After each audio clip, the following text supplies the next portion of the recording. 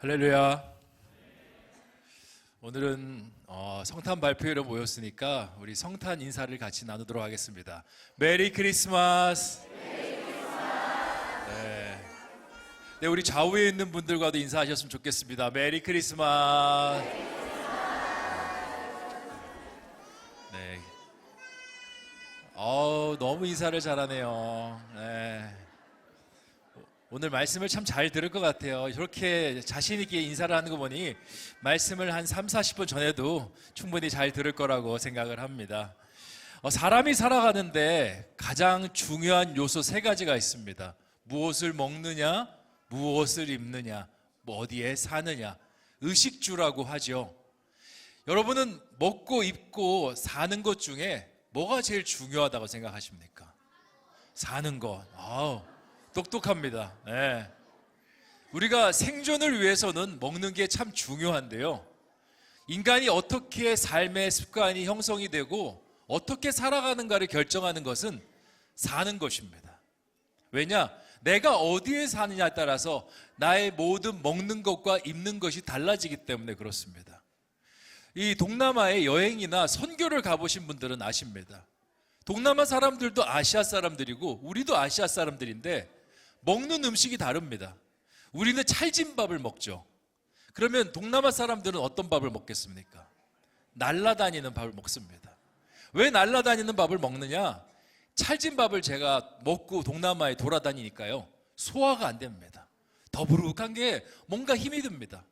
날아가는 그 쌀을 먹어야 금방 배가 꺼지고요, 편안하게 다닐 수가 있습니다. 그래서 왜 이 나라 사람들이 그 찰진 밥이 아니라 날아가는 밥을 먹는구나 라는 사실을 알게 됐습니다. 그들과 우리도 옷도 다릅니다.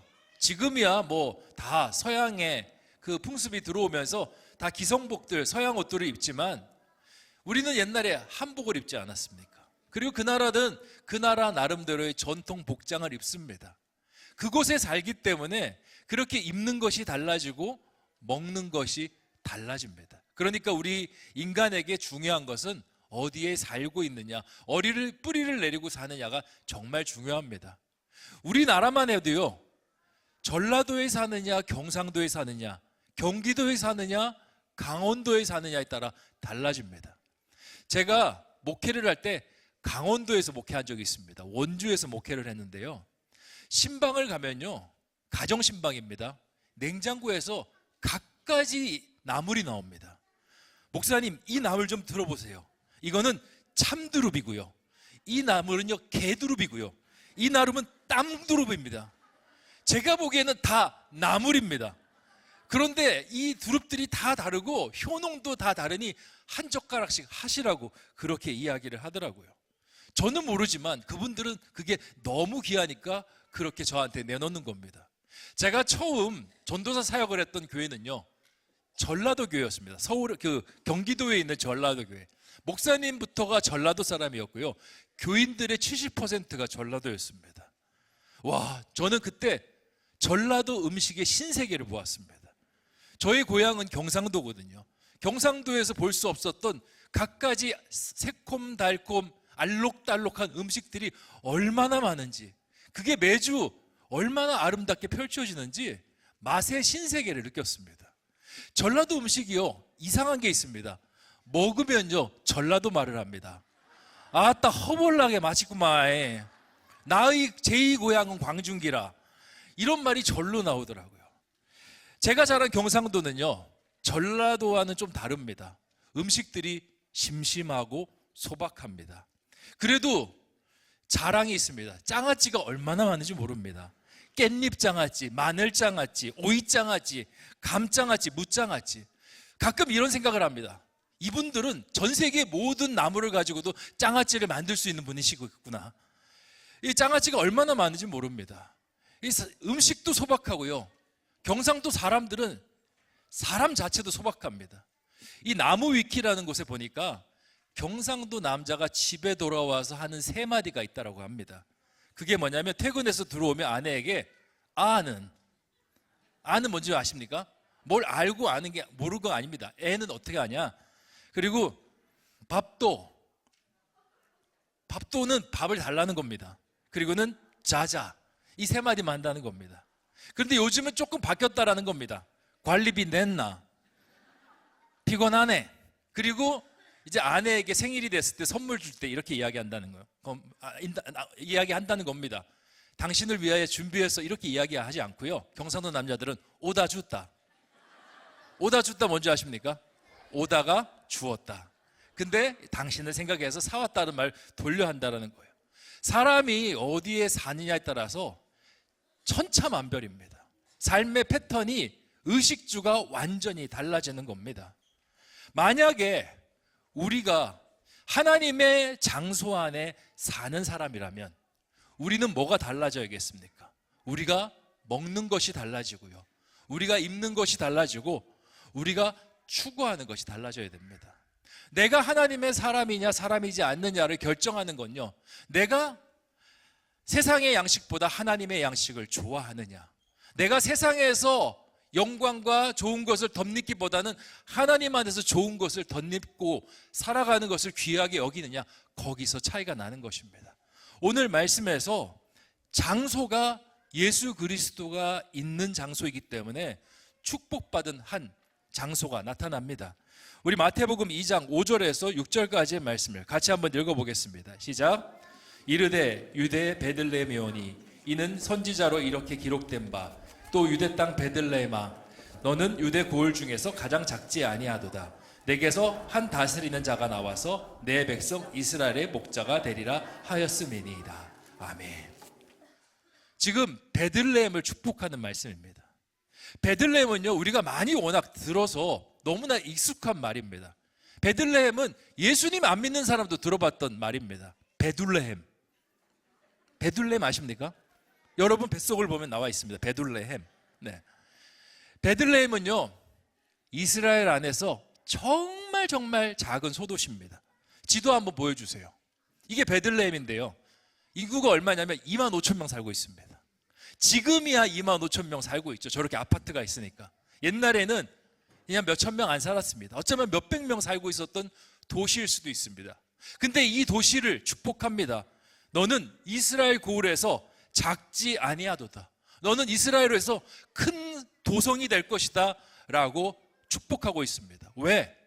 거기에 어떤 일이 있기 때문에, 예수 그리스도께서 태어나시기 때문에 그러한 축복을 받고 있는 것입니다. 우리는요, 늘 세상 속에서 어디에 사는가에 대해서 관심을 많이 갖습니다.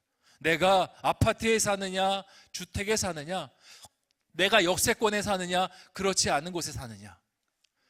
그렇지만 하나님 안에서 중요한 건요, 내가 사는 곳에 예수 그리스도가 있느냐, 내가 사는 곳에 하나님이 역사하시느냐, 그게 중요한 겁니다. 우리가 아브라함과 롯의 이야기를 압니다. 땅을 선택하라고 아브라함이 롯에게 이야기하니까 롯이 선택을 합니다. 어디? 요단 동편에. 거기는 인간적으로 볼 때 역세권이고 너무나 좋은 인프라가 깔려있고 소돔과 고모라라는 큰 도시가 있습니다. 너무 좋아서 거기로 들어갔는데 그 도시가 어떻게 됩니까? 유황불에 떨어져서 멸망하는 도시가 되고 맙니다. 근데 아브라함은 요단 서편을 택합니다. 아무것도 없습니다. 황무지입니다. 근데 거기에 누가 계시냐면 하나님이 계십니다. 그러니까 땅을 선택한 다음에 아브라함에게 선포되는 하나님의 말씀은요, 네가 이 땅에서 동서남북을 보라고 합니다. 이 모든 땅이 네 땅이 될 것이고 내가 너와 내 자손을 이 모든 땅에 가득 찰 만큼 축복의 민족으로 이끌어 주실 것이다 라고 말씀하는 겁니다.